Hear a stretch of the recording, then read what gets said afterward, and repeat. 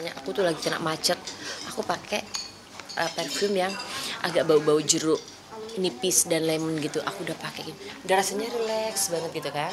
Kalau udah aku happy gitu, aku pakai yang manis gitu, jadi kayak wanginya tuh nggak bisa hilang gitu loh. Terus pokoknya suka koleksi parfum.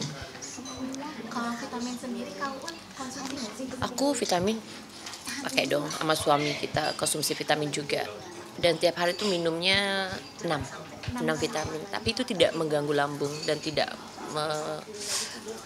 mengganggu ginjal kita juga, aman. Jadi saya mau sama suami saya minum. Kalau permen sendiri itu ada ini yang khusus misalnya bebas. Jadi saya tuh kan suka jamu, ya kan. Jadi kalau jalan ketemu toko jamu yang pahit, tahu kan ya, aku beli gitu. Tapi kan kadang-kadang dia nggak ada permen yang seperti ini, adanya cuma permen jahe. Jadi aku bawa terus aku habis minum jamu pakai permennya. Lucu ya. Tapi ada barang wajib yang dibawa nggak sih, mungkin tiap pergi gitu? Ada itu, lihat tuh yang wajib ya. Itu wajib banget setiap kali pergi. Ini nggak bisa ketinggalan. Ini yang nggak bisa ketinggalan. Ini nggak bisa ketinggalan. Ini udah ratusan ribu. Karena ini kan digitalnya kan bisa sampai ratusan ribu kan. Nggak bisa ketinggalan. Kalau udah selesai kerjaan baru kita melafalkan lagi gitu. Sama minyak kayu putih. Makanya aku beli yang kecil. Ini enak banget. Jadi kalau perutnya lagi nggak enak itu aku olesin di mobil gitu kan. Nah kalau dari outfitnya aku lihat kamu tuh dipakai yang simple gini. Emang suka yang simple atau kebetulan aja? Kalau outfit ini kebetulan aku tuh kalau suka sesuatu warnanya hijau, aku suka hijau. Jadi ya udah deh aku beli aja, terus modelnya juga simple kan, nggak aneh-aneh, ya udah aku beli aja, yang penting rapi aja gitu loh, hijau menyala. Jadi emang tahu suka warna hijau ya? Aku suka warna hijau, warna gold, merah, shocking pink. Balik lagi ngomongin tentang jamu ya. Itu jamunya jenis apa sih, kayak, dan apakah minum jamu itu untuk suara juga? Minum jamu itu buat kesehatan badan pertama. Jadi kita minum jamu itu, saya tuh biasanya kalau lagi PMS ya, itu saya rajin minum jamu. Jadi nggak harus selesai PMS baru minum jamu, nggak. Tapi saya bikin sendiri kunyit asem gitu kan. Jadi dibikin di rumah gitu, dikasih sereh gitu kan. Karena supaya ya badan kita tuh nggak bau gitu loh. Jamu itu kan bagus sebenarnya. Itu kan tradisional tapi bagus gitu loh. Dan saya suka minum jamu.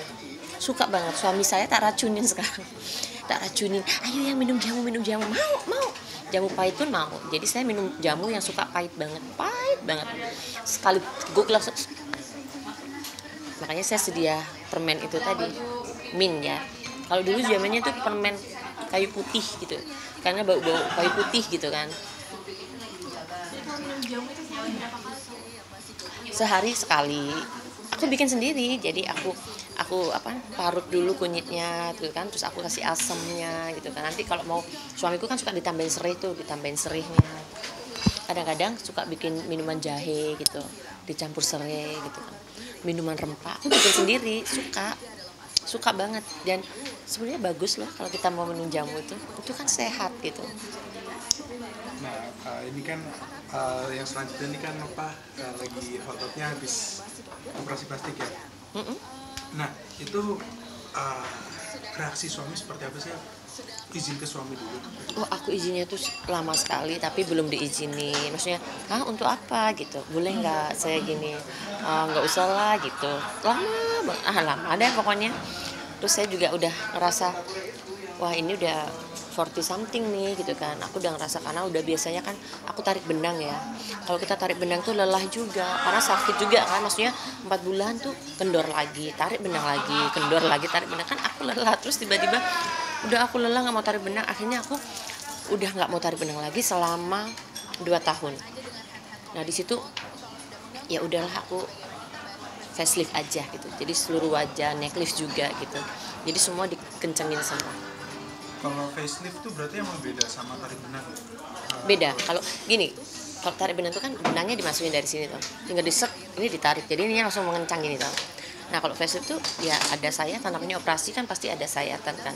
Di sayat di sini nggak sakit sama sekali, sampai hari ini pun aku nggak ngerasa sakit. Cuman waktu awal-awal mungkin kita nggak nyaman karena kan dikasih perban ya, muka kita kayak mumi gitu kan, jadi ngerasa nggak nyaman itu. Cuman kalau rasa sakit sampai hari ini saya nggak ngerasain sakit, langsung happy gitu dengan hasil yang natural. Karena memang saya bilang saya tidak mau merubah wajah saya hanya mau mengencangkan wajah saya yang sudah kendor sama menghilangkan double chin. Double chin aku kan tebel dulu kan di sini, jadi udah diambil dan ototnya dikencengin lagi. Dan namanya kan kalau udah usia di atas 4 itu kan udah ya. Hasilnya di Korea Kak? Iya. Oh itu sama siapa sih di sana? Aku sendiri.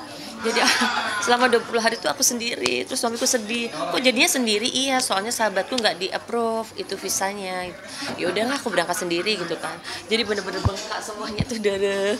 Semua saya lakuin sendiri, mau ke kamar mandi, mau bikin bubur sendiri gitu. Operasinya berapa lama Kak? Kurang lebih 5 jaman gitu. Kan aku bertahap. Gitu. Nggak langsung gitu kan. Pemulihannya itu sendiri? Pemulihannya ini baru 3 bulan. Baru 3 bulan. Nanti kalau melihat lebih tirus lagi itu 6 bulan baru kelihatan. Lebih tirus lagi hasilnya, lebih maksimal 6 bulan gitu. Ini baru 3 bulan saya ngerasain, tapi saya puas banget dan saya ngerasa happy karena tidak merubah bentuk wajah saya, hanya mengencangkan gitu loh. Jadi yang tadinya kendor turun gara-gara di benang, ya udah akhirnya ditarik aja sekalian. Jujur ya aku lelah benang terus gitu loh. Tiap hari 4 bulan aduh benang lagi gitu kan.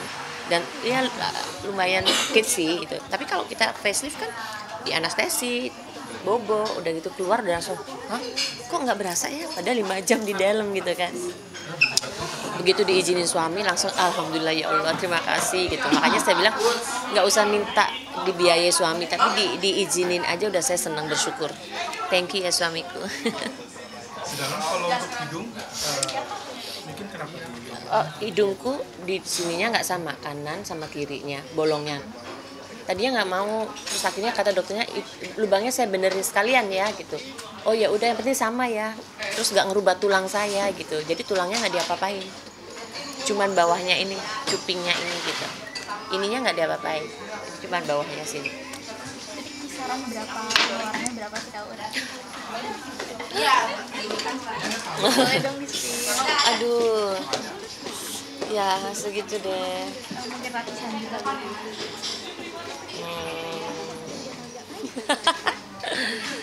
Ya segitu deh.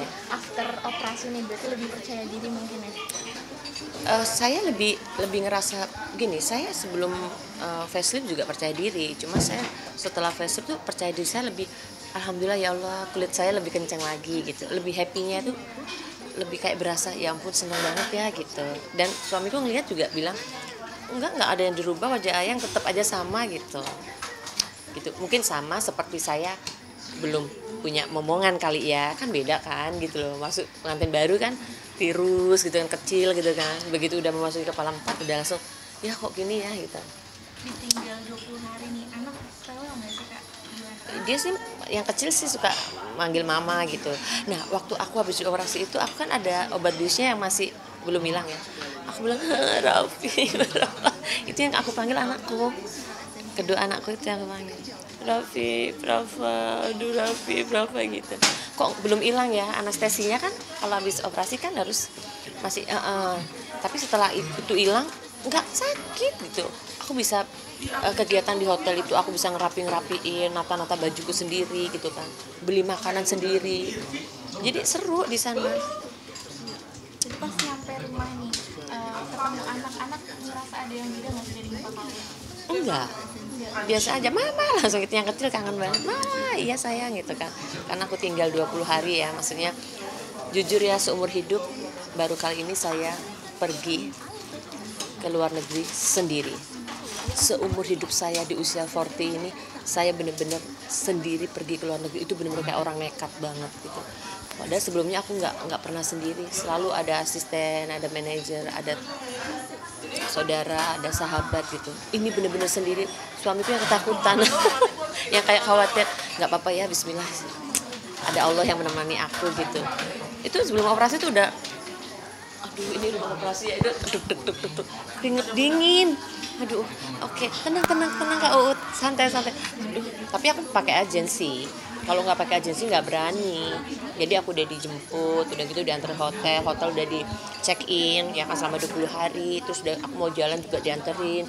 Aku waktu hari pertama belum bisa beli roti juga dibeliin sama timnya itu gitu. Kalau nggak pakai, Berarti nggak ada masalah bahasa Inggrisnya, language barrier ya? Nggak ada dia bisa masalah. translate bahasa Indonesia juga, perawatnya di sana kan. Luar biasa loh, Korea tuh semua rata-rata rumah sakitnya tuh bisa translate bahasa Indonesia. Jadi 20 hari di sana sempat jalan-jalan ya. Boring. Hari pertama nggak boring, kedua, ketiga, keempat, kelima, keenam, 10 nggak boring ya. Setelah kita udah selesai melakukan plastic surgery baru aku boring. Aduh, kapan ya tanggal 29 pulang, kapan ya gitu. Berarti di sana emang nggak ada agenda untuk jalan-jalan ya. Nggak ada. Cuman saya bilang, maaf ya yang aku nggak ngasih oleh-oleh buat suamiku. Aku cuma beliin oleh-oleh buat anak-anak karena maksudnya itu kan bebelan semua pakai perban. Udah gitu aku mau ngapain ya gitu. Jadi buat anak aja lah gitu.